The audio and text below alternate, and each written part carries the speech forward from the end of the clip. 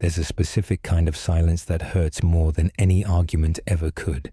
Not the silence after a fight, not the silence after someone says something cruel and walks away. This is quieter than that. This is someone who simply stops. No explanation, no closure. One day they're there, and the next, they're not. And you're left replaying every conversation, searching for the moment you did something wrong. Here's the part that might be hard to hear.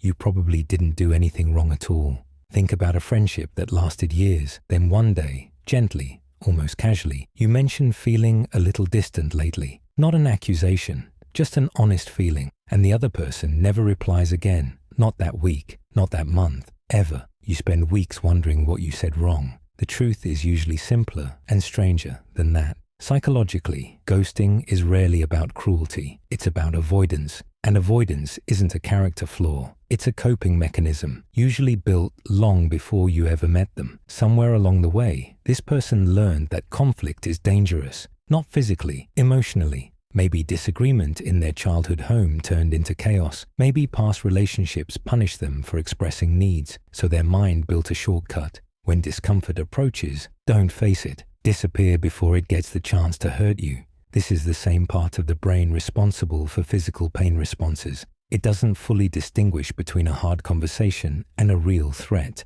To that part of the mind, an uncomfortable confrontation can register almost like danger, and the fastest way out of danger is escape.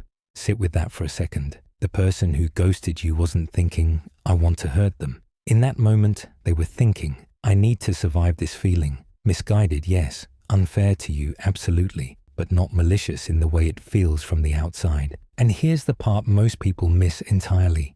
Ghosting often isn't about how little they cared. It's about how much they cared and how unequipped they were to handle that feeling responsibly. People rarely vanish over relationships that meant nothing to them. They vanish from the ones that meant enough to feel like a risk. That doesn't undo the hurt it caused you, but it does change the story you tell yourself about your own worth. Because here's what so many people quietly believe after being ghosted. There must have been something wrong with me, something unlovable. That belief is almost never true. What's actually true, far more often, is that you witness someone's unfinished work, a pattern they haven't faced yet. And if you recognize yourself on the other side of this, if you've ever disappeared on someone instead of having a hard conversation, this isn't a moment for shame. Awareness is what breaks a pattern shame only keeps alive. So if someone disappeared on you, let this be the version of the story you carry forward. Not "I wasn't enough," but "I met someone who hadn't yet learned how to stay." And if you're the one who tends to disappear, let today be the quiet beginning of learning to stay just a little longer than your instincts tell you to.